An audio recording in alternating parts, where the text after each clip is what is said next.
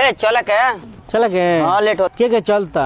ए मदवा लइको कहता हम चले कौन ते कहां रे तो कहता नहीं हम चले लइक नहीं देखे कौन रे पहले बेरी बाद में चल गए ना कहता हम ना ये मुंह चले माने त नहीं है हमस बोले ना धोवा का तेल लगा के तैयार हो गए अच्छा कहता ना लेके चल बनू तो घरे खाना खइबे ना और क्यों नहीं खे ना और क्यों नहीं खे ए त क्यों बूढ़ पुरान निकल त हमरा के लेके जाता ए तू चला त लोग पढ़ा लिखल बड़ा होशियार बड़ा और ठीक है बात जाता तो बाद में दिक्कत ना न होई देख ली अगर पसंद आ जाए कॉली तो इनर कोई हमके ले फंसा दले। हां बात सही है चले पापा तैयार हो नी कहां रे ज्यादा लड़की देखे नु बक्स टका कर जेबे रे हम ना जब तक के जाई अरे पहले बेर जाते देखे रे बियावा हमरो न होई आखिर तारा से हमके बोला के ना ले जेबनु हम ना खाना खाए बा घर छोड़ निकल जाबे चल त चल चलो आवत उनका के बोला के लेके चलो उमेश भाई खाना वाना तो हो गइल बोला देखे के चले के। हां ठीक कला हुआ ए बुलाओ जा खाबली बाबू हां खा बनी पापा बहुत बढ़िया खाना रहला पापा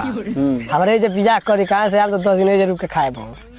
यही है हां बहुत बढ़िया खाना रहला आ तू घरे से लेबा के बने बाबू रे घरवा में केरा बा सेव बा लिया के दे खाओ लो। ए नहीं रह दी जा बहुत हो गइल कितना खा लिए बाबूजी मना मत कर कह दे लिया के रख दे भूख लगे तो फिर खाए अरे सारी कितना खा ली रे हैं सरू चलो मैंने बताओ थे तरह कौन खिसे तरह ऐसे को लियल बड़ा घर मिलल बस छोड़े थोड़ी पूरा खा के जाए ए कुछ मत लिया जा कितना आदमी खाए बुला जा देखल जा हमरो कहीं जाए के भाई उमेश भाई कह दो रे बाबू बोला लिया आवतिया सबके नमस्कार खुश रह अरे साली कहां रे ये कुल कौन ची है बाबू शादी के बाद ए नमस्कार करते नहीं सारे कहां से काम चलिए नहीं कहीं बाबूजी हमको लड़की नहीं पसंद भी है जाली दिन बाद डाल एक महीना के अंदर में चुप नहीं सर का छुपाई हो इनके चुपले हमार कोई रिश्ता बह गइल हो साज नहीं देखे हम पतिया उतर ए यार जी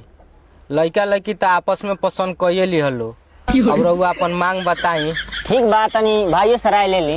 उनकरा से क्या राय लेबा हो हमको लड़की नहीं पसंद भी है मने थोड़ी करियन उ नहीं यार जी जौन बात होके तो सामने होके हम समाज में रहे वाला औरत हई घर में थोड़ी रहे वाला हई जौन बात होके तो सामने करी। छोड़ दे माई कुछ सोच ले लो। ए चुप हमार बाप बनता रहो हमारा सामने मुखिया प्रधान ना बोले लो हमार लड़की नहीं आनर बिया लूल बिया लंगर बिया ओने जाके राय लेबा जान तार लइकवा करिया बा ए जा तो गोड़े पर ढहत रहल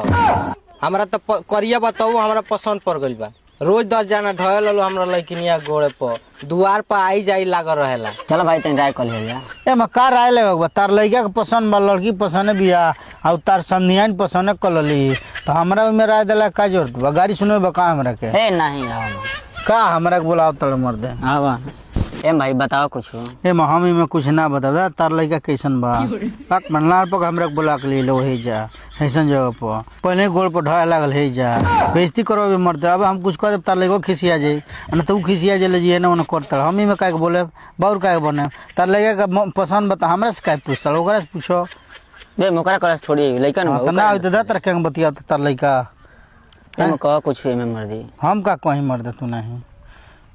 एगो तो मेहरारू के बात सुन के हमर दिमाग ठन हो गेल ओकर लइका जवान भाई एक तुम नहीं खा बोला त मौगी लवर लवर बोलती है तरह अरे हैं बहुत ज्यादा में कुछ बताओ हम नहीं कुछ हमर ई जान ले भाई बाद में हमको बोला के लियाल बड़ा तो हम बता दें लाल से तार लइका खींचे चाहूँ हमरा दोबारा ही जाओ को नहीं खा मर ई जान ले जाओ ना घर में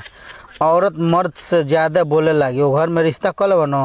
तो वो रिश्ता टूट जाए नहीं चली जान ले एगो उदाहरण पुरनका लोग कहत रहे चोर के लइका चोर होला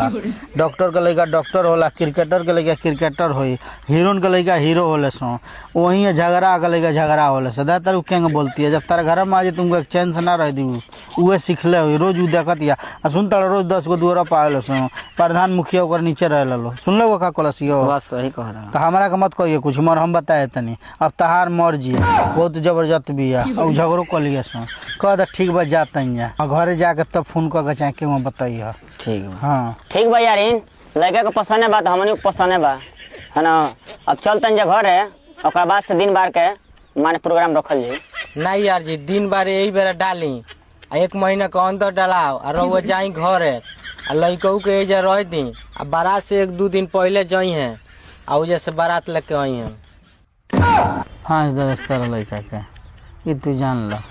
अब बढ़िया से नस धो ले बड़ा सा छोड़िए से ना बहुत होशियार बड़े सा ऐसन बा हम चलता नहीं ठीक बा तुम बाप बेटे इधर रहिए जा चाहे बुझाई जन करिए काय हमको बुला के ले लो ऐसा जगह मर दे तू नहीं पापा हम यही जो रहे सासू माँ सही कहता है सर भाई रह जा हम चलता नहीं ना हम चलते नहीं माँ